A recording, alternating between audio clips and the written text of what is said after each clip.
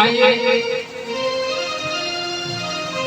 आज जैसे इस पवित्र भूमि पर हम कथा श्रवण करने के लिए एकत्रित हुए, ऐसे पुराणों की विद्या के लिए बड़ी सुंदर जगह है जिसे हम कहते हैं नैमिषारण्य क्षेत्र।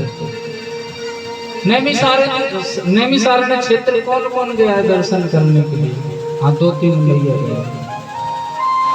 कहते हैं ये ब्रह्मा जी के चक्र के द्वारा निर्धारित हुई जगह थी।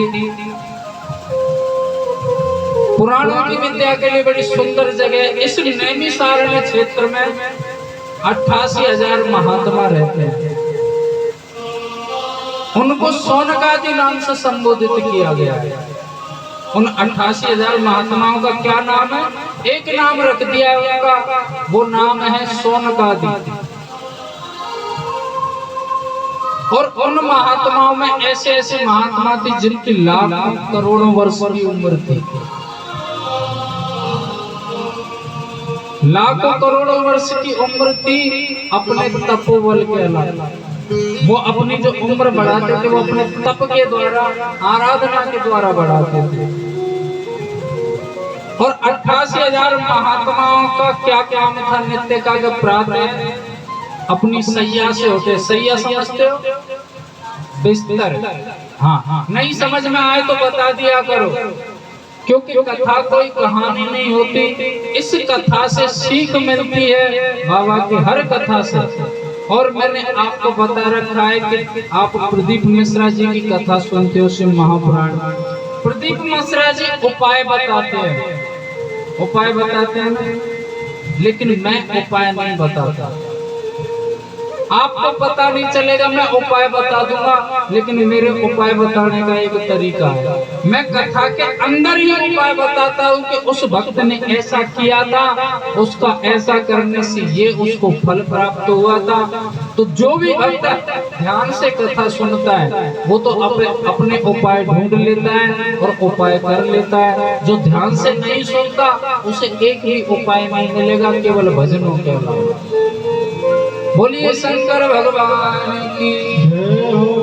कहते हैं वो सोनकादि ऋषि प्रातः अपनी सैया से जगे, नहाए धोए, अपना कार्य करके, संध्या वंदन पूजा पाठ करके सब ऐसे एक जगह पर आकर के बैठ जाया करते थे।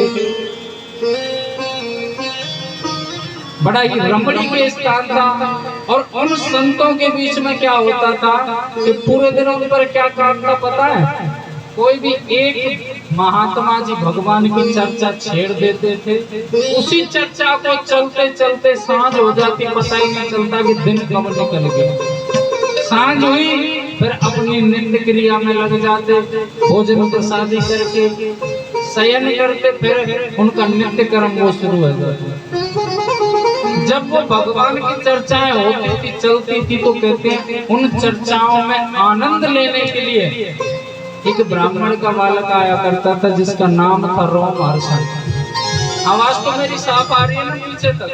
हाँ, फिर ठीक है। जिनका नाम था रोमहर्षण, और पुराणों में उन्हें सूत जी नाम से संबोधित किया गया। उनकी उम्र है केवल 20 वर्ष की। कितने वर्ष की है? केवल 20 वर्ष की उनकी उम्र है। लेकिन होता क्या था कि जैसे वो 20 वर्ष का बालक उन महात्माओं के बीच में आता तो सभी महात्मा खड़े होकर के उनका स्वागत सत्कार करते थे। कोई चरण वंदन कर रहा है, कोई प्रणाम कर रहा है। अब आप सोचिए कि एक 20 वर्ष का बालक जब आ रहा है और लाखों करोड़ों वर्ष के महात्मा उनको प्रणाम कर रहे हैं, चरण स्पर्श कर रहे हैं, वंदन कर रहे हैं, कैसा उनसे वो जो समय हो उनका कैसा होता होगा? बेचारे हाथ जोड़ करके साष्टांग लेटे जाते, सूत जी भगवान आप ये क्या कर रहे हैं? कौन सा पाप मुझ पर चढ़ा रहे हैं? मैं तो आपसे उम्र में कई गुना छोटा हूँ, मैं तो बहुत छोटा हूँ आपसे। तो सोनकादि ऋषियों ने क्या किया? सूत जी को एक ऊंचे से आसन पर बिठाया और उनसे पूछा, प्रभु आप हमको ये बताएं कि आप बड़ा मानते किसको हैं? किसे बड़ा मानते हैं? हो सकता है कि शायद धन वृद्धा, बल वृद्धा, आयुर्वृद्धा तथैव च कोई धन में बड़ा होता है, लोग उसे बड़ा मानते हैं। धनवान होता है उसे बड़ा मानते, लेकिन हम उसको बड़ा नहीं मानते। सूत जी, बलवृद्धा लोग हो सकता है कि पहलवान है, शक्तिवान है, उसे बड़ा मानते होंगे, लेकिन हम उसे बड़ा नहीं मानते। आयु वृद्धावस्था तैव च, हो सकता है लोग जो उम्र में बड़ा होता है हम उसे भी बड़ा मानते होंगे, लेकिन हम उसे भी बड़ा नहीं मानते। तो प्रभु आप किसको बड़ा मानते हो? बोले हम उसको बड़ा मानते हैं। ते सर्वे पे ज्ञानम किंकरा शिष्य किंकरा, जो ज्ञान में बड़ा होता है वो हमारी नजर में सबसे बड़ा है। सो सूत जी आप ज्ञानवान हैं, पुराणों का शास्त्रों का आपको ज्ञान है, ज्ञान में आप करोड़ों सूर्यों की समान है, इसलिए हमारी नजर में आप बड़े हैं। इसलिए आपका हम स्वागत करते हैं, वंदन करते हैं, चरण स्पर्श करते हैं। गुरु की कभी उम्र नहीं होती, और कहते हैं कि अगर किसी से अच्छी सीख मिलती है वही जीवन में गुरु होता है, और दीक्षा गुरु एक होता है। गुरु मंत्र देने वाला जो गुरु होता है वो जीवन में एक गुरु होता है। साधना मंत्र की जाती है, जो कान में दिया जाता है। गुरु की यानी गुरु की साधना नहीं की जाती। जरूरी नहीं है कि आप बार बार आप गुरु के यहाँ जाओ, गुरु के आश्रम में जाओ, घर जाओ, ऐसा नहीं है। आपको जो मंत्र मिलता है आप उसका नित्य साधना करें। जीवन में कैसा भी कष्ट आए, गुरु मंत्र जप लो, सारे कष्ट चले जाते हैं। आपको गुरु समझ में नहीं आए किसको बनाए, तो मेरे बाबा से बड़ा कोई गुरु नहीं है, ये जगत गुरु है, इसको अपना गुरु बनाओ।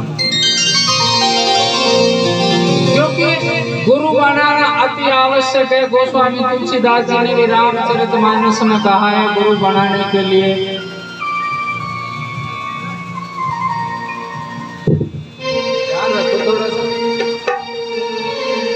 गुरु विधि भवन निधे तरहि न कोई, गुरु निधि तरहि न कोई, गुरु विधि भवन निधे तरहि न कोई, गुरु विधि भवन निधि तरहि न कोई, सब ब्रांच शंकर सम होई, सब शंकर सम होई। गुरु विधि भवन निधि तरहि न कोई। गुरु के बिना इस जगत चराचर से पार कोई नहीं हो सकता, चाहे वो भगवान शंकर के ही समान क्यों ना हो। इसलिए जीवन में गुरु बनाए।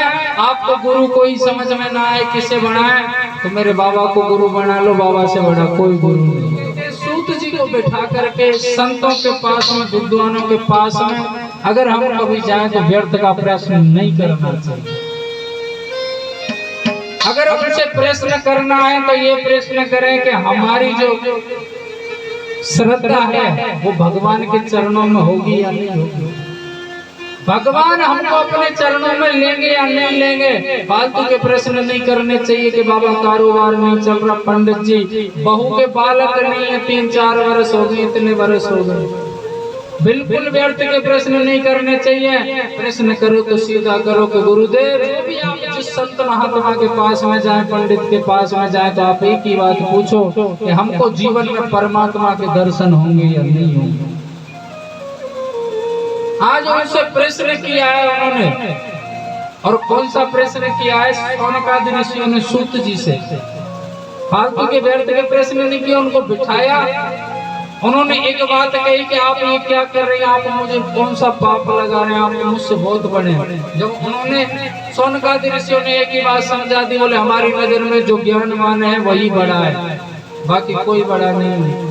शौनकादि ऋषियों ने प्रश्न किया कि प्रभु, जीवा स्वासुरतां प्राप्तां प्रायो घोरे कलाविह, तस्य संशोधने किमहि विद्यते परमायनम्। ये जो संसार के मनुष्य हैं, जीव हैं, अपने कर्मों के द्वारा कष्टों को भोग रहे हैं। क्या इनके कष्टों की निवृत्ति का कोई साधन है प्रभु? ऐसा कोई उपाय है जिसके करने से इनके कष्ट मिट सके?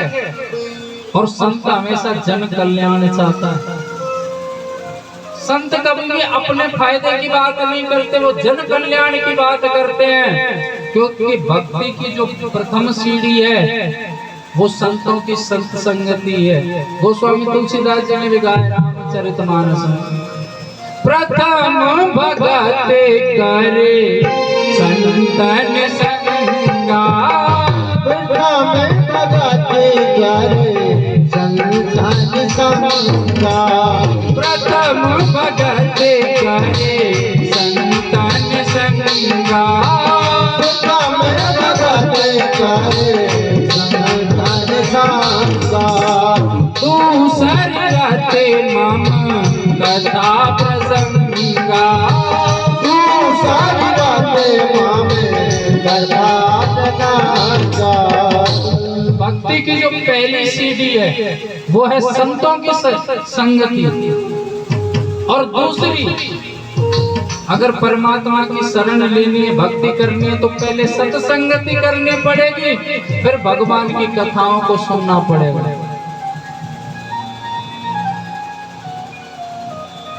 तो कहते हैं शौनकादि ऋषियों ने डायरेक्ट प्रश्न किया कि जो पुरुष अपने कर्मों के द्वारा कष्टों को भोग रहे हैं, उनके कष्टों की निवृत्ति का कोई उपाय है? ऐसा कोई उपाय है जिसके करने से जीवों के कष्ट की निवृत्ति हो सके?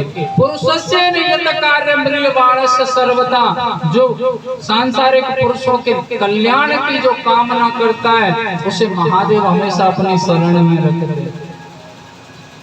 सबसे बड़ा पुण्य बताया गया है इस कलिकाल में कि किसी भी भक्त को परमात्मा की शरणागति प्राप्त करा दे, नास्तिक को आस्तिक बना देना।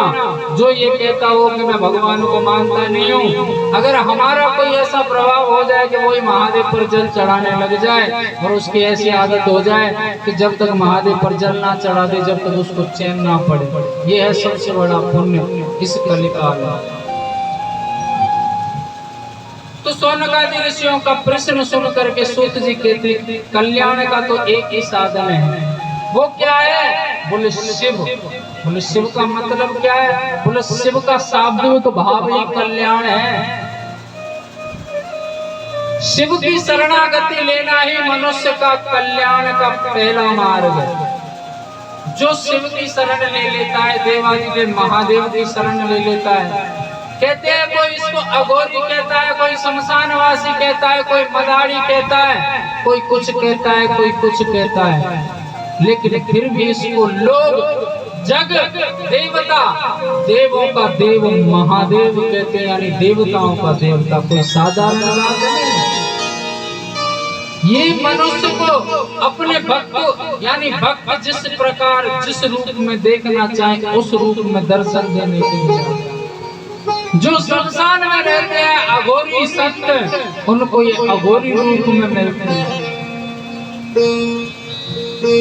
जो कहते हैं धनवान रूप में इनको देखना चाहता है, वो कुबरेश्वर महादेव के रूप में मिलते हैं। जो डॉक्टर के रूप में देखना चाहता है, उनके लिए मृत्युंजय महादेव के रूप में मिलते हैं। और जो अपनी तरह भोला भंडारी समझता है, वो भोला भंडारी के रूप में मिलते हैं। इसके अंदर सारे रूप विद्यमान है। श्रावण का माह चल रहा है, इस भोले भंडारी की कथा, इसका तो नाम ही कल्याण कर देता है। कहते हैं नित्य अगर इसका 11 बार स्मरण कर लिया जाए तो ये कल्याण कर देता है। हम सब इसकी संतान है, इससे अलग कुछ नहीं कि अगर सदा शिव के रूप में अवतार लेकर के पृथ्वी पर ना आते तो हम और आप यहाँ ना बैठे होते, ना इस पृथ्वी का निर्माण होता, ना सृष्टि बनती और ना ही हम और आप मिल पाते। इसकी मैन जड़ है महादेव। हम सब महादेव की संतान हैं, और जो महादेव की संतान है कहते हैं अपने पिता की कथा सुन करके, व्याख्या सुन करके वो प्रसन्न ना हो, वो असली वंश का व्यक्ति नहीं होता। तो ये बाबा की कथाएं सब आनंदित होकर के सुनेंगे।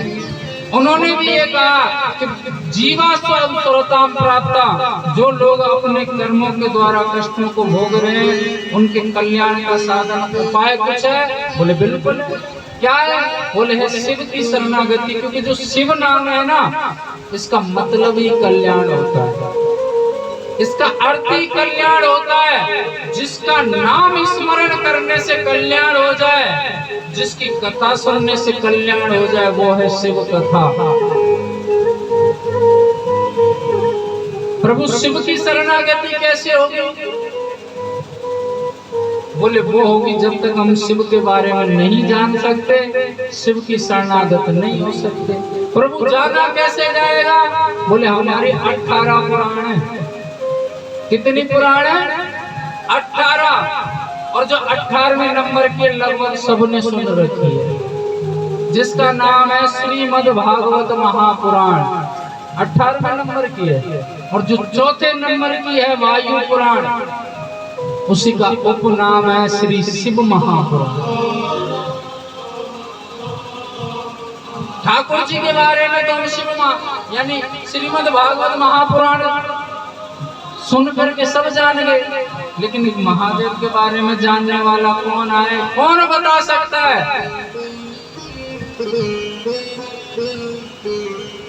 आजकल भागवत शिव महापुराण पहले कहते हैं सुलभ नहीं हो पाती थी। आजकल श्रीमद् भागवत के व्यास ही इतने हैं कि लोग भागवतों में जाना पसंद नहीं करते। इतना सुने रोज होते, ऐसा जो करते हैं वो पाप करते हैं। महादेव के बारे में कैसे जानेंगे? जब तक शिव महापुराण वायु पुराण नहीं आएगी। इस पृथ्वी पर आए तो सही। श्रीमद् भागवत कथा को महर्षि वेद व्यास जी ने 18,000 श्लोकों में बनाया। कितने श्लोकों में? 18,000 श्लोकों में। लेकिन महर्षि वेद व्यास जी ने शिव महापुराण के 24,000 श्लोक बनाए। 24,000 श्लोक। कहते उसमें 12 यानी 12 स्कंद बनाए, लेकिन 12 महर्षि वेद व्यास ने इस महापुराण के अंतर्गत 11 खंड और 7 संहिताएं और 7 संहिताओं के उप संहिताएं इतनी बना दी जो अनगिनत हैं। उन्हीं संहिताओं में से एक संहिता आपके यहाँ चल रही है श्रावण शिव महापुराण के नाम से।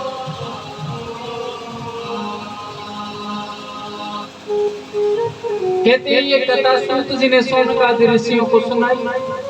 उसके बाद में इस पृथ्वी पर आगे ये चल ही नहीं पाई, तो मैं तो प्रदीप मिश्रा जी को साक्षात नंदी का अवतार मानता हूँ। और नंदी किसका अवतार है? महादेव के अवतार है। और महादेव के अवतार नंदी के जरिए प्रदीप मिश्रा जी महादेव के अवतार है, जिन्होंने इसका व्याख्यान करके जन जन में पहुंचा दिया। साहब जहाँ भी कथा होती है कुंभ लग जाता है, हर जगह प्रदीप मिश्रा जी पहुंच नहीं पाते, हर जगह कथा कर नहीं सकते। इसलिए कहते 80% तो उन्होंने कर दिया, 20% कार्य हम जैसों के लिए छोड़ दिया। प्रदीप मिश्रा जी से भी कहते होंगे भोलेनाथ बोले तो चिंता मत करे, क्योंकि कभी परेशान होते होंगे ना प्रदीप मिश्रा जी कि लाला तेरा तो काम ही ऐसा हो गया जो हर जगह नहीं पहुंच पा सकता तू, अब जन जन में कैसे पहुंचे? तो बाबा ने उनसे कहा भी होगा, बोले चिंता मत कर, 20% रमाकांत जैसे बैठे हैं जो 20% मिलकर के 100% हो जाएगा। और बताइए शिव महापुराण सुनने में आनंद नहीं आता आपको?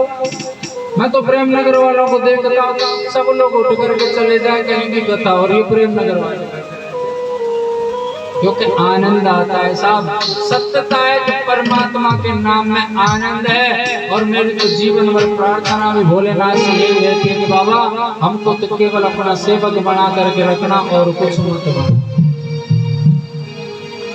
मुझे अपना सेवक रखना,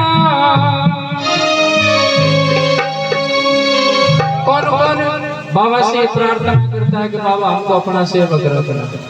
अगर बाबा के सेवक, बाबा ने हमको सेवक स्वीकार कर लिया ना, फिर हमारा कोई बाल वाका नहीं कर सकता। हाँ, और मुझे अपना सेवक रखना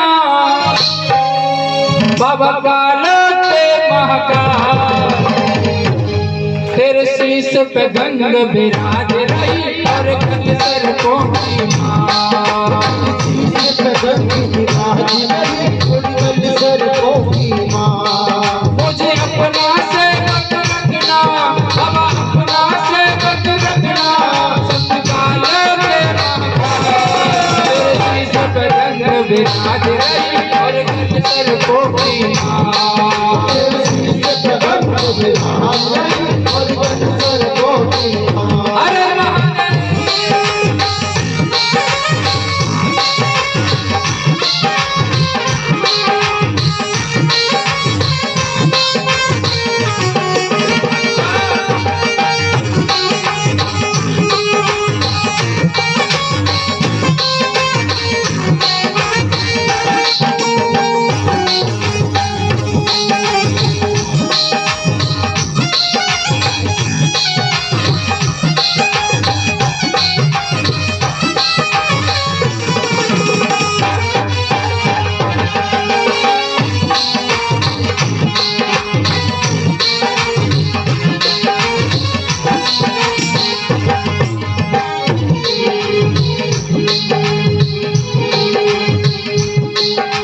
मैंने सारी दुनिया छोड़ी तुझको ही अपनाया है, मैंने सारी दुनिया छोड़ी तुझको ही अपनाया है।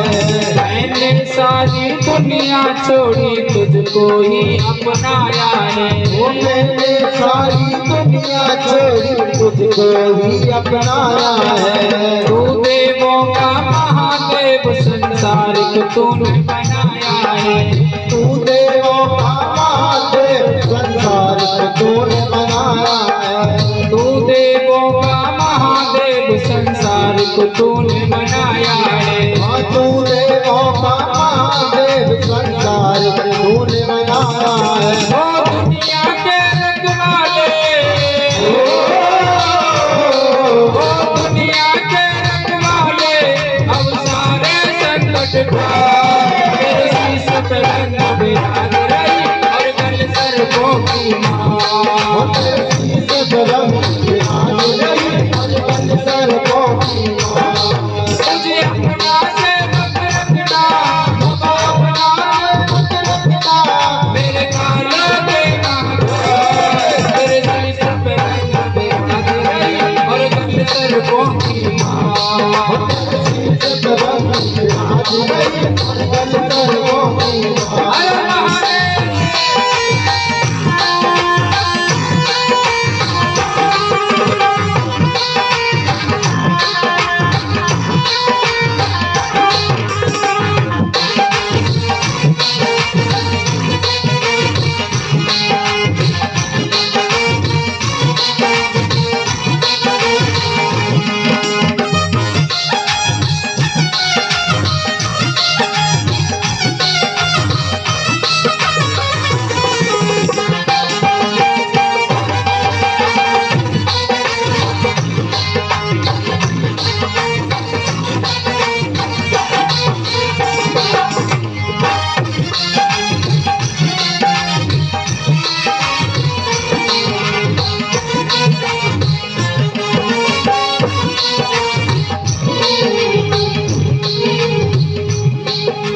बाबा तुम्हारे तन की बसनी धन दौलत से महंगी है, बाबा तुम्हारे तन की बसनी धन दौलत से महंगी है।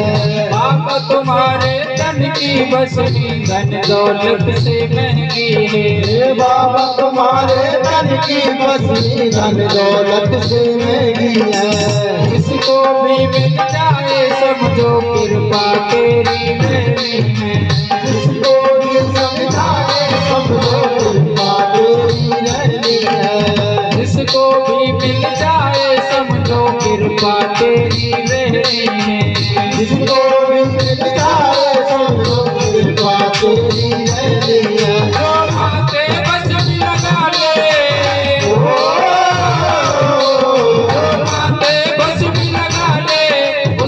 करके माला मेरे शीश पे रंग बिराज रही और गले सर पोखरी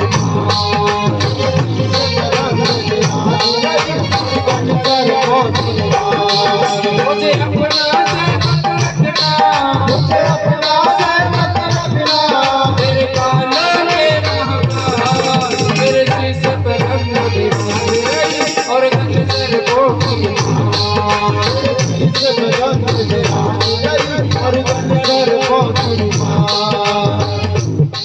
और भैया जब हर हर महादेव बोल करके मैं हाथ उठाने की कहूँ ना, हर हर महादेव बोल समझ लो ताली बजाने हाथ उठा करके। और ताली बजाने के भी दो फायदे होते हैं, लेकिन मैं आपको चार बता दूंगा। हाँ, पहला फायदा तो है कि हमारे आसपास में जो मक्खी मच्छर भटक रहे हैं ताली बजाने से चपेट में आ जाने से समाप्त हो जाते है ना। काला हिट लगावे की जरूरत ही ना है, और लाउड की ताली बजवा दे 9 दिनों में सबरे मच्छर साफ। दूसरा फायदा हमारे हाथ में जो दुर्भाग्य की रेखाएं बनी हुई है वो भगवान के कीर्तन में ताली बजाने से नष्ट हो जाती है। और हाथ उठा करके ताली बजाने उसके भी दो फायदे वो कल बताएंगे। हर हर महादेव।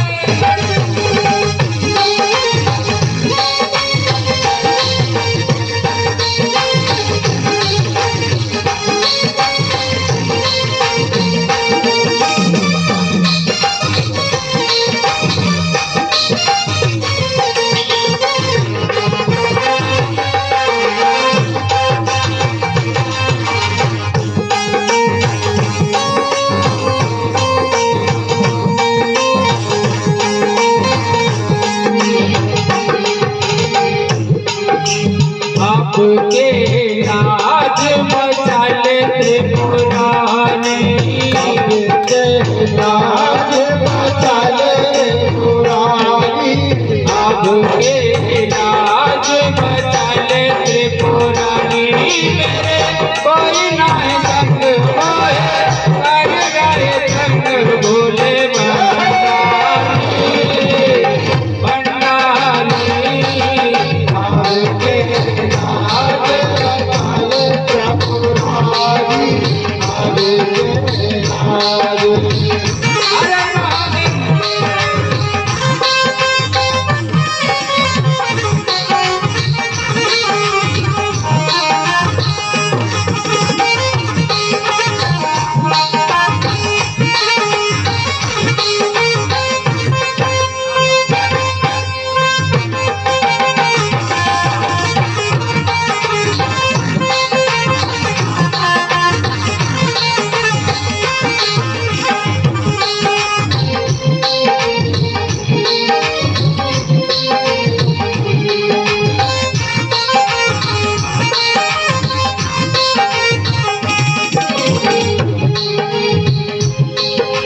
जो कोई शिव महिमा सुनता है जीवन सफल बनाता है। जो कोई शिव महिमा सुनता है जीवन सफल बनाता है।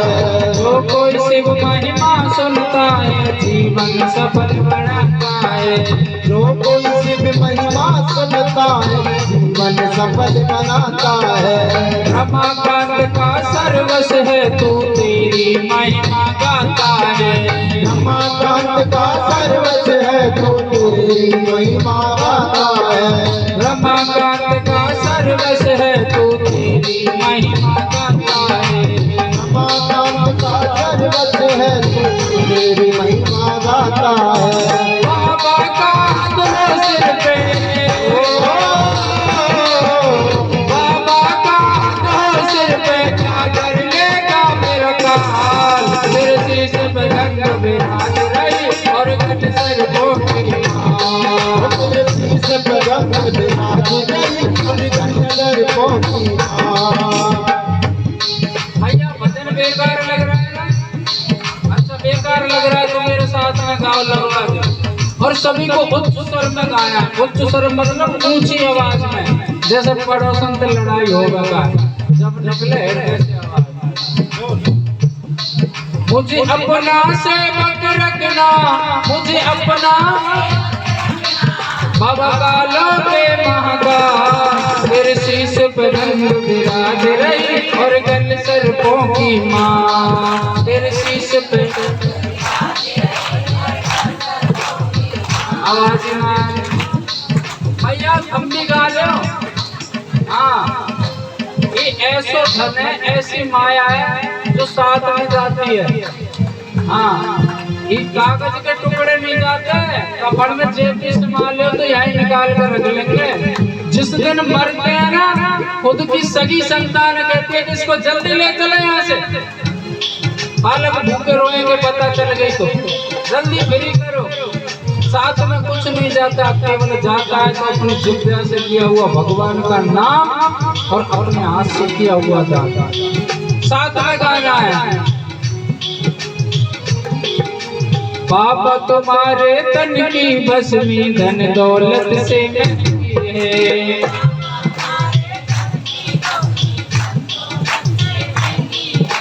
बाबा तुम्हारे तन की भस्मी धन दौलत से महंगी है।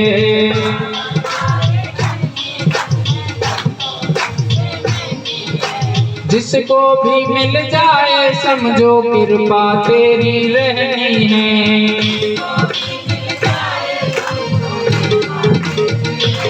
जो सबसे तेज बोलेगा उसको 1100 रुपए मिलेंगे इनाम के, जो सबसे तेज बोलेगा। बाबा तुम्हारे तन की भस्मी धन दौलत से महंगी है।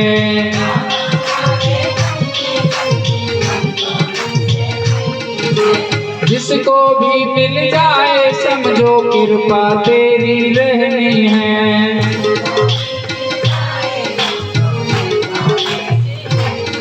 जो माथे बस में लगा ले, जो माथे बस में लगा ले, उसे कर दे माला माँ। तेरे शीश पे ढंग बिराज और गल सर्पों की माँ, तेरे शीश पे ढंग बिराज और गल सर्पों की माँ। मुझे अपना से मत रखना बाबा, अपना से मत रखना, मेरे कानों के महाकाल। तेरे शीश पे ढंग बिराज और गल सर्पों की माँ, तेरे शीश पे ढंग बिराज और गल सर्पों की माँ। तेरे शीश पे ढंग बिराज और गल सर्पों की माँ, तेरे शीश पे ढंग बिराज और गल सर्पों की माँ। तेरे शीश पे ढंग बिराज और गल सर्पों की माँ, तेरे शीश पे ढंग बिराज और गल सर्पों की माँ। उठाइए सभी दोनों हाथ, दोनों हाथ कर लो जलेबी की तरह। अनमोल जी थम भी कर लो भैया। और भैया ये सामने बैठी का है इनके घर में हाथ ऊपर करने सब तो ऐसे कर लो भैया। देख लिए ताली ऐसे नहीं बजानी, उसी पे करो। और क्या कहना है? ओ तेरे शीश पे ढंग बिराज सर्पों की माँ, ओ तेरे शीश पे ढंग बिराज और गल सर्पों की माँ। मुझे अपना से मत रखना, मुझे अपना से मत रखना, सब काया के महाकाल। तेरे शीश पे ढंग बिराज और गल सर्पों की माँ, ओ तेरे शीश पे ढंग बिराज और गल सर्पों की माँ, और गल सर्पों की माँ, और गल सर्पों की माँ, और गल सर्पों की माँ, और गल सर्पों की माँ, और गल सर्पों की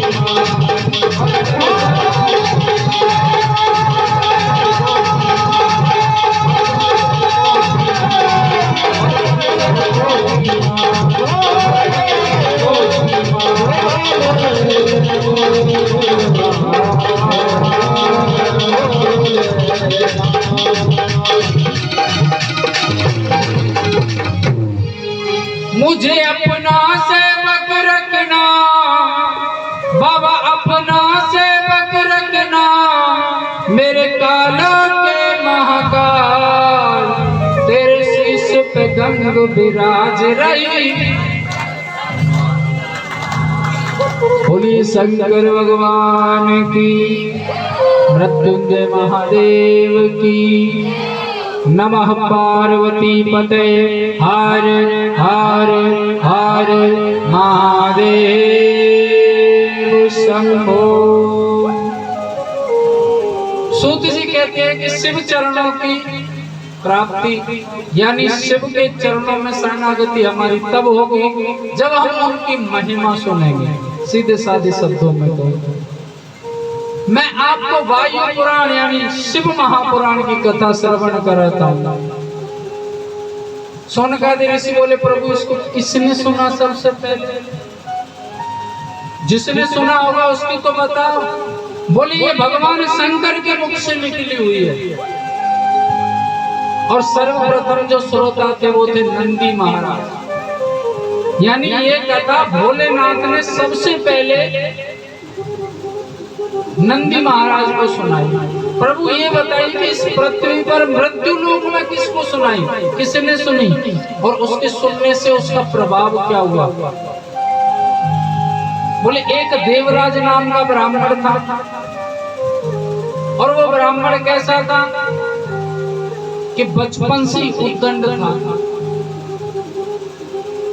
बचपन से ही उद्दंड था। माता पिता बचपन में ही गुजर गए। मनमाने तरीके से पला बड़ा। कभी पाठशाला देखी नहीं, वेद अध्ययन कभी किया नहीं।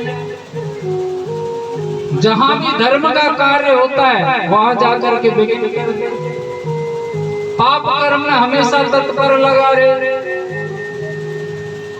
ब्राह्मण कुल में केवल जन्म हुआ, ब्राह्मणों जैसा एक भी गुण नहीं। हर गुण राक्षसों जैसा। जहां भी भगवान का कार्य चल रहा है, यज्ञ चल रहा है, वहां जाकर के विघ्न पैदा कर देते। द्वेष भाव पैदा करना ये रीति थी। पूरे गांव में एक भी ऐसा व्यक्ति नहीं था कि कोई भी तारीफ कर दे। हर कोई ये कहता कि अगर ये मर जाए तो इससे चैन पड़ जाए। बुढ़ापा आ गया, जीवन भर निकल गया पाप कर्म में। बुढ़ापे में न जाए क्या, मन में आई जंगल में निकल गया। महादेव के मंदिर, पहले जो महादेव के जितने भी मंदिर थे वो जंगलों में थे। केवल एक लिंगायत आकृति प्रतिष्ठित होती। कारण क्या? जितने भी राक्षस थे, देव थे, मानव थे, सबसे ज्यादा महादेव की आराधना करते थे। एक संत से पूछा था, नारद जी से पूछा था राक्षसों ने। बोले महाराज जी ये बताइए, आप एक बीड़ा लेकर के बजाते हो, घूमते हो, नारायण नारायण करते हो। हम आराधना करना चाहते हैं, किस देव की करें? कौन सा जल्दी से प्रसन्न हो जाए? कौन सा ऐसा देव है जो जल्दी प्रसन्न हो जाए? उसका नाम बताइए, हम उसकी आराधना करेंगे। बोले ऐसा तो एक ही देव है, वो भी निराला देव। और वो कौन है? देवों का देव महादेव। इस जगत चराचर में एक ही देव है, वो भी निराला देव। उसका नाम है देवों का देव महादेव। एक लोटा कोई जल चढ़ाए तो प्रसन्न, एक लोटा दूध चढ़ा दे तो प्रसन्न, एक लोटा गंगा जल चढ़ाए तो प्रसन्न, कोई आकड़ा चढ़ा दे तो प्रसन्न, धतूरा चढ़ा दे तो प्रसन्न, धतूरा फल चढ़ा दे तो प्रसन्न, बिलपत्र चढ़ाए तो प्रसन्न, भांग चढ़ा दे तो प्रसन्न, और खुद चढ़ जाए घंटा चुराने के लिए तो प्रसन्न। पता भगत तुझे क्या चाहिए? ऐसा निराला थे। नारायण की आराधना करते थे संत। लाखों वर्ष हो जाती थी, कोई गारंटी नहीं है कि दर्शन दे दे नारायण या ना दे। ब्रह्मदेव की आराधना करते, कोई पता नहीं कब दर्शन देंगे, लेकिन इनकी आराधना करते हृदय से नाम निकल जाए तुरंत आवाज आती, बता भगत क्या चाहिए? और ये भी साफ वाकई में भक्त की भक्ति में इस प्रकार डूब जाते हैं देवादिदेव महादेव कि सोचते ही नहीं कि मेरे भगत ने क्या मांगा। कुछ भी मांगे बिना सोचे समझे तथास्तु। एक भगत तो ऐसा मिल गया, हमारा अजित भाई मिला। बोले बाबा वरदान चाहिए, तो बता क्या वरदान चाहिए? बोले ऐसा वरदान दे दो कि जिसके सिर पे हाथ रखो भस्म हो जाए। तथास्तु। बाबा चलने लगे। भगत बोला, बोले बाबा कहाँ जा रहे हो? बोले अपना तो काम हो गया, दे दिया ना वरदान। तो बोले कौन सा दिया? बोले तुमने क्या मांगा? बोले जिसके सिर पे हाथ रखो वो भस्म हो जाए। बोले दे दिया मैंने तो। बोले मुझे यकीन नहीं है कि ऐसा भी हो सकता है। बोले कैसे यकीन होगा? बोले चेक कर लूं। कर ले भाई। तो बोले किस पे करूं? तेरी मर्जी है जिस पे। बोले आ जाओ, तुम भी है यहाँ पे, तुम पे ही करूंगा। भगत पीछे पीछे बाबा आ गया। जब ही तो इसको भोला भंडारी कहा गया है। लेकिन सब भोले वाले भक्तों के लिए भोला भंडारी है। अगर भोले वाले भक्तों को कोई सताता है तो उसके लिए महाकाल बनते हुए टाइम नहीं लगता, समय नहीं लगता। भक्त जैसा है उसी रूप में ये बाबा भोला भगत है, भंडारी रूप में खड़ा है। टेढ़ा भगत है, महाकाल बन करके खड़ा है। आजा किस प्रकार से आ जाए। ये जो सृष्टि दिखती है, ये सृष्टि पूरी शिवमय है। और ये जो पर्वत, वनस्पति, वृक्ष, उजाला, पृथ्वी, आकाश, जो कुछ भी दिखाई देता है ये प्रकृति है। क्या है? प्रकृति। और प्रकृति किसका स्वरूप है? माता आदि शक्ति का। माता शक्ति का स्वरूप है। और शिव और शक्ति दोनों समाहित है। ना शक्ति अलग है ना शिव अलग है, इनके अंदर हम व्याप्त हैं। महादेव हमारे भी अंदर हृदय में व्याप्त हैं, लेकिन हमें उन्हें देखते हैं इन बाहरी आंखों से। महादेव देखते, लेकिन बाहरी आंखों से कभी महादेव नहीं दिखते। उनको तो हृदय की आंखों से देखा जाता है। यकीन ना हो तो कभी मन ना लगे तो महादेव के मंदिर में जाना। ऐसा प्रतीत होता है जो लिंगायत आकृति है ना, ये हमसे बात करती है। तो जो कुछ है शिवमय है, और हम सब आप सब शिवमय हैं। शिव से अलग कुछ नहीं है, और शिव का मतलब होता है कल्याण। बोलिए कल्याणकारी भगवान की जय हो।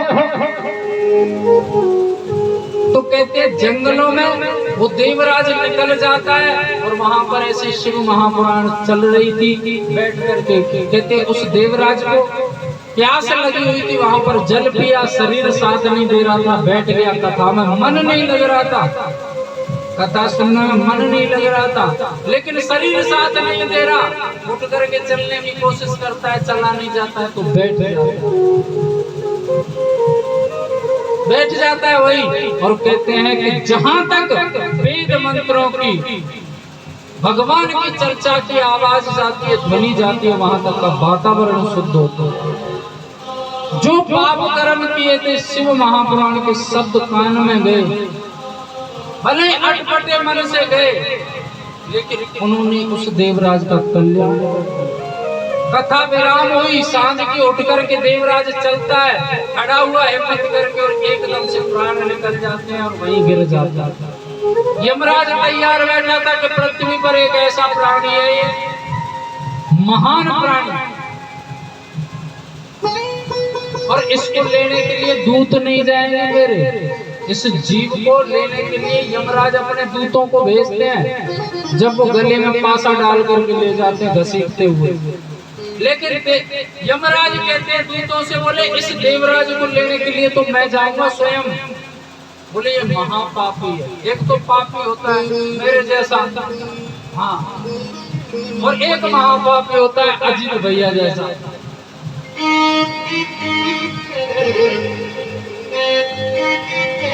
यमराज कहते हैं अपनी 4 व्हीलर लेकर के निकला साहब। यमराज भी 4 व्हीलर रखता था उस जमाने में, और आज भी रखता है। यमराज की 4 व्हीलर कौन सी है पता? काले कलर की टवेरा, जिसे भैंसा के नाम से जानते हैं। हाँ, आज की भाषा में 4 व्हीलर ही होगी। इधर से अपनी 4 व्हीलर लेकर के यमराज निकले, और देवराज पापी के गले में पासा डाला ये पट्टा। इतने में हमारे भोले बाबा निकल बैठे अपनी 4 व्हीलर लेकर के, तुरंत खड़े हो गए। भोले बाबा अपनी सफेद कलर की ऑडी लेकर के आया। बोले यमराज आप ये क्या कर रहे हो? बोले कर क्या रहे? महापापी बाबा लेकर के जा रहा। बोले महापापी था नहीं, क्यों? बोले इसने शिव कथा सुनी, जिस कथा के लिए मैं स्वयं तरसता हूँ वो कथा सुनी है, इसलिए जाएगा जरूर, तुम्हारी सवारी में नहीं जाएगा, ये मेरी सवारी में जाएगा। ये यमपुरी नहीं जाएगा, ये कैलाश पर्वत जाएगा। कहते हैं नंदी पर बिठा करके, हाँ नंदी पर बिठा करके देवराज को बाबा लेकर के जाते, स्वयं पैदल पैदल चलते हैं साहब। और देवराज कहाँ बैठा है? नंदी के ऊपर। सोनकादि ऋषि बोले हाथ जोड़ करके सीता जी से बोले प्रभु कोई शंका आई है, पूछ ले तो कोई बुराई थोड़ी ना। बोले बिल्कुल कोई बुराई नहीं, शंका को मन में रखना पाप होता है।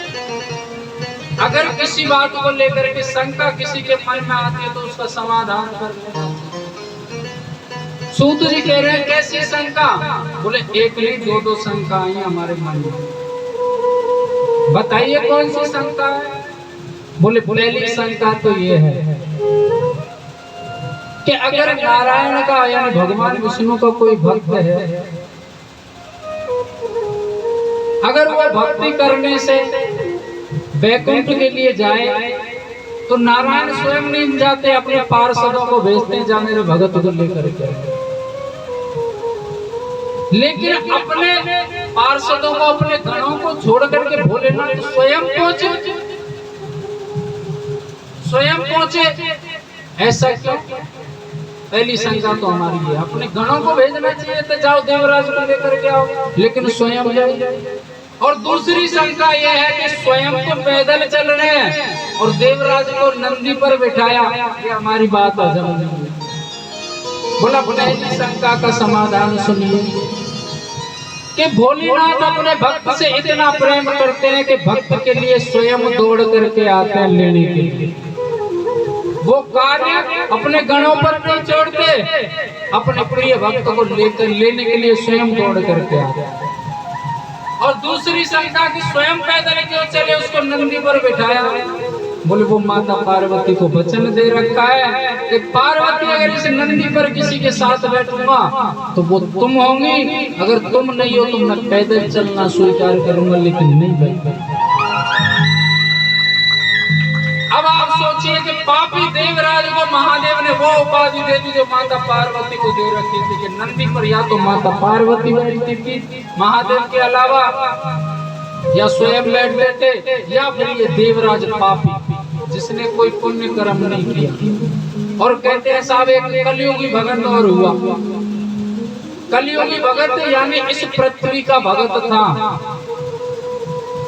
और वो भी पेशे से वकील था साहब। कोई वकील हो तो बोलो मत मान दो, और माने तो मान नहीं, हमारा भाई करेंगे। हाँ पेशे से था वकील, और वकीलन का तो दिमाग तुम जाने ही कैसे हो। उसने जीवन में कभी भी राम का नाम स्मरण नहीं किया, कभी भी उच्चारण नहीं किया। और कहते हैं कि महात्माओं ने उसको श्राप दे रखा, जिस दिन तेरे मुख से राम का नाम निकल गया उस दिन तेरा कल्याण हो जाएगा। यानी इस शरीर को छोड़ करके तू वैकुंठ धाम क्या तीनों धामों की परिक्रमा करेगा। तीनों धाम कौन से? तीनों यानी ब्रह्मलोक, विष्णुलोक और कैलाशपुरी, तीनों धामों के दर्शन करेगा। उस दिन से कहते हैं बचपन की बात थी, उसने ध्यान रख ली कि राम का नाम तो मुझे लेना ही नहीं। राम का नाम लेता ही नहीं था, भगवान का नाम लेता ही नहीं था। और यमराज तैयार बैठे कि कब इसके प्राण, कब ये राम का नाम ले और कब इसका प्राण लेकर के आए। कहते हैं उम्र भी खूब हो गई लेकिन वो व्यक्ति मरा नहीं। यमराज जी आए, अपने दूत लेकर के आए 4-5, और वकील साहब पकड़ के बोले तेरा राम मुंह से क्यों नहीं निकलता? बोले क्यों निकालूं? बोले तुझे आज राम उच्चारण करना पड़ेगा, राम का नाम बोलना पड़ेगा। कहते हैं बहुत टॉर्चर किया उसको, वकील साहब जिद पड़े, बोले नाम लेना ही नहीं।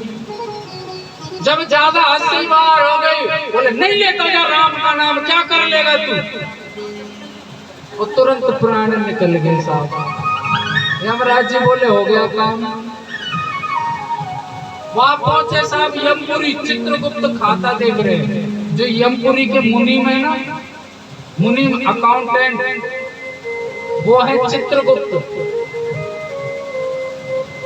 चित्रगुप्त वो कहते हैं, यमराज कहते हैं देख चित्रगुप्त, देख इसका हिसाब किताब देख कैसे कर्म है। खोल करके चित्रगुप्त ने देखी पूरी डायरी, पूरा जीवन का लेखा जोखा। हम जो कर रहे हैं वहां पर नोट होता है, लिखने के लिए बैठा है कंप्यूटर। बोले वो तो सब ठीक है, जीवन में पाप कर्म किया है इसने, लोगों की आत्मा दुखाई और कुछ नहीं किया। और लोगों का हृदय अगर हमारी वजह से दुखता है, उससे बड़ा पाप कुछ नहीं होता। लेकिन खास बात यह है कि इसने एक बार जीवन में राम का नाम लिया। अब मेरी समझ में ये नहीं आ रहा प्रभु इसको स्वर्ग दें या नरक दें। यमराज जी बोले क्या कहा? बोले एक बार राम का नाम स्मरण किया। बोले तो क्या करें? बोले मेरी समझ नहीं आ रहा है। यमराज बोले तुम्हारी समझ नहीं आ रहा तो मेरी कौन सी आ रहा है? चलो ब्रह्मा जी से पूछते हैं।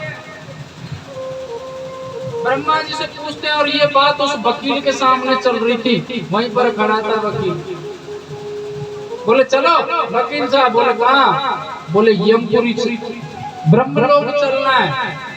बोले काय से व्यवस्था क्या है चलने की? बोले पैदल पैदल चलना पड़ेगा, यहाँ के पृथ्वी जैसा आराम थोड़ी ना है जो 4 व्हीलर में बैठे और निकल लिए। बोले मैं क्यों जाऊं? बोले चलना तो पड़ेगा ही। वहीं ब्रह्मदेव ही बताएंगे तुमको स्वर्ग में डाले या नरक में डाले। एक बार तो जीवन में राम का नाम लिया। बोले सुनो साहब, ये मेरा काम नहीं है। अगर मुझे लेकर के चलो तो कोई व्यवस्था बनाओ, मैं चलने वाला नहीं हूं यहाँ से। यमपुरी ने कहते यमराज ने कहा चित्रगुप्त से, बोले चित्रगुप्त क्या करा? बोले लाद लो कंधों पर, फिर क्या दिक्कत है? अब शंका तुम्हारी है, समाधान भी तुमको करना है। कहते वकील साहब को कंधे पर बिठाया यमराज ने। ध्यान देना इस बात। ब्रह्मदेव के पास में पहुंचे, जगत पिता ब्रह्मदेव। इसने जीवन में एक बार राम का नाम लिया है, हमारी समझ में नहीं आता इसको स्वर्ग दें या नरक दें। ब्रह्मदेव ने भी सिर पर कर लिया। बोले ये बात तो मेरी डायरी में लिखी नहीं है, इसका समाधान मेरी समझ में नहीं आता। इसका समाधान करेंगे नारायण, इसका समाधान नारायण करेंगे। तो बोले चलो विष्णु लोक चलते हैं। इधर ब्रह्मदेव खड़े हैं, चित्रगुप्त साथ में खड़े हैं, वकील साहब खड़े हैं बगल में। ब्रह्मदेव कहते हैं चलो ना, खड़े क्यों? यमदेव जी यमराज बोले ये भाई साहब वकील साहब है, इनको लेकर के चलना। हाँ दोनों चलो साथ में। बोले ऐसे नहीं जाएंगे, कंधे पर बिठाओ। कंधे पर। बोले यमपुरी से मैं लेकर के आया, और यहाँ से अगर तुमको कहीं लेकर के चलना है तो तुम बिठाओ कंधे पर। कहते हैं विष्णुपुरी पहुंचे, विष्णु लोक में। प्रभु समझ नहीं आता, एक बार राम का स्मरण किया है, क्या करें? नारायण बोले कि मेरे बस की भी बात नहीं है, मैं क्या बताऊं, क्या करें इसका? नरक में डालें या स्वर्ग में डालें? चलो बाबा भोलेनाथ के पास में चलते, वो इसका समाधान करेंगे। चारों जने खड़े, बोले चलो ना। ब्रह्मदेव बोले चले कैसे? ये वकील साहब है। बोले साथ में ले चलो। बोले साथ में तो ले चलोगे, साथ में तो चलेंगे पर ऐसे नहीं जाएगा। बोले तो बोले यमपुरी में इस शंका का समाधान था, यमराज लटका करके लाए कंधों। मेरे पास पहुंचे, वहां से मुझे लटकाना पड़ा। बोले तो बोले यहाँ से अगर आपके पास कोई समाधान नहीं है तो कंधे पर रख लो, हमारी बस की बात है। वकील साहब कंधे पर बैठ करके जा रहे हैं नारायण की पे, और कहते हैं जैसे ही भोलेनाथ के यहाँ कैलाश पे पहुंचे, वहां से कंधे पे से उतर के वकील साहब और सीधे जाकर के भोलेनाथ की गोदी में बैठ गए, सीधे बैठ गए। बताइए क्या बात है? नारायण बोले क्या बताओ? इनकी ब्रह्मदेव की समस्या है। बोले बताइए ब्रह्मदेव क्या समस्या है? बोले यमराज की समस्या। बोले कहो ना। बोले ये व्यक्ति जो गोदी में बैठा है ना तुम्हारे, इसने हमारी नाक में दम कर दिया। हम किसी शंका में नहीं अटके, लेकिन इसने ऐसी शंका प्रकट कर दी, समझ नहीं आ रहा क्या करें। इसने जीवन में एक बार राम का नाम लिया है, इसको हम नरक दें या स्वर्ग दें, क्या करें हम बताइए। बोले एक बात बताओ, ये शंका कहाँ प्रकट हुई? बोले यमपुरी में। बोले यमपुरी से यहाँ तक कैसे आए? बोले कि ब्रह्मदेव के कंधों पर बैठ, यानी यमराज के कंधों पर बैठ करके आए ये वकील साहब। बोले वहां से? बोले ब्रह्मदेव के कंधों पर विष्णु लोक तक, यानी मेरे पास तक, और वहां से बोले मेरे कंधों पर। अब आप बताइए प्रभु, हमारे बस की बात नहीं, इसको क्या करें, नरक में डालें या स्वर्ग में डालें? बोले ना, तो बोले वाह रे वाह, तुम्हारी फूट गई है। यमलोक से यमराज जी के कंधों पर, ब्रह्मलोक से ब्रह्मा जी के कंधों पर, और आपके लोक से आपके कंधों पर यहाँ तक आया, और यहाँ से बैठ करके गोदी में बैठा है। ये नरक है कि स्वर्ग है? तुम्हारी फूट गई क्या? समाधान करने की आपकी क्या आवश्यकता है? वकील साहब, वकील साहब की बुद्धि जहाँ से काम करती है, जहाँ से दुनिया की सोचना बंद कर देती है। सही बात है कि सही बात है? और वो भी पृथ्वी के कलयुगी वकील। बोलिए शंकर भगवान की जय हो। देवराज को महादेव कैलाश पर ले गए और अपना गण बना लिया, और ये गण सेवक बना लिया, और वहीं रखते हैं कैलाश पर्वत पर। और हर भक्त की कामना होती है कि भोलेनाथ की शरणागति मिलती रहे, नित्य दर्शन मिलते रहे, आनंद ही आनंद बरसता रहे।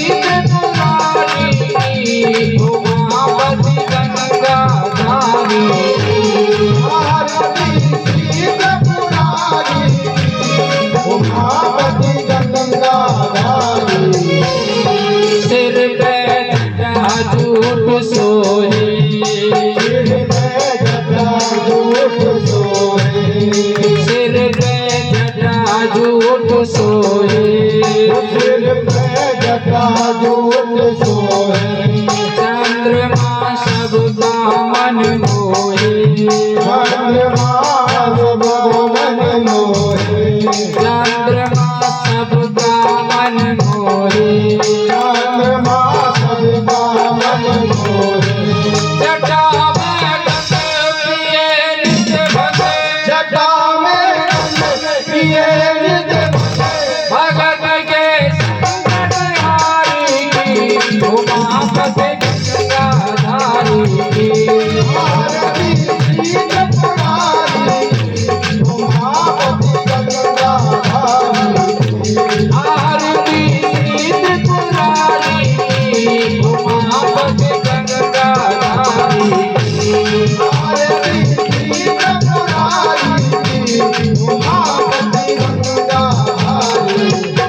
जगत में सबसे बड़ी है शान, जगत में सबसे बड़ी है शान, जगत में सबसे बड़ी है शान, जगत में सबसे बड़ी है शान। भजे डमरू की मीठी कान, भजे डमरू की मीठी कान, भजे डमरू की मीठी कान, भजे डमरू की मीठी कान। गले में जगाए, गले में जगाए, नादिया के मारी की, उमापति गंगाधारी की। आरती त्रिपुरारी की, उमापति गंगाधारी की। आरती त्रिपुरारी की, उमापति गंगाधारी।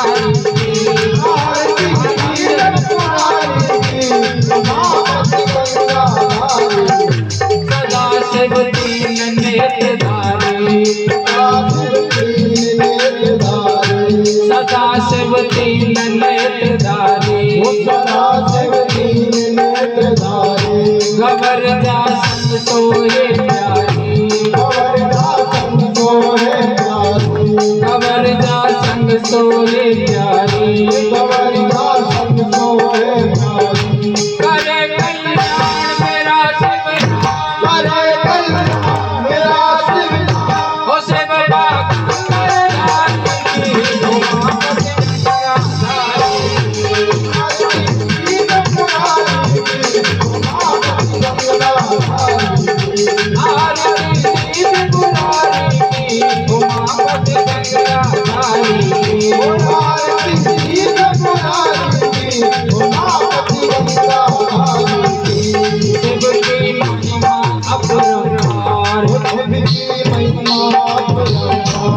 शिव की महिमा अपरंपार भगत को करते भव से पार भगत को करते भव से पार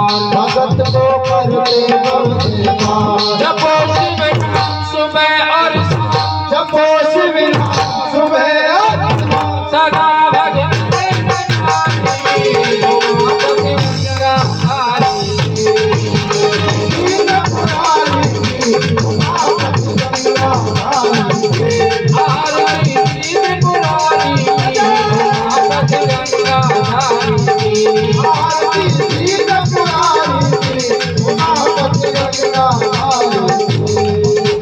कर्पूर गौरम अवतारम संसार सारम बुद्धिविग्रहारम